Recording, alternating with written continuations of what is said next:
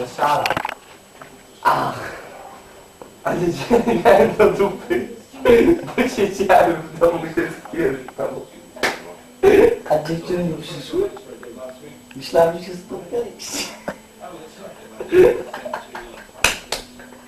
Kokuś. Zmień swoje nastawienie.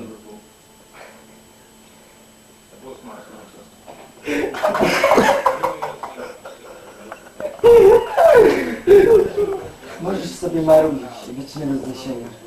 Ale i tak się kocham.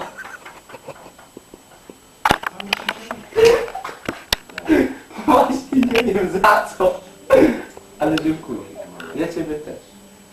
Nawet jak tego nie okazuję. Ja wiem. Nie musisz mi tego krzyczeć na ulicy.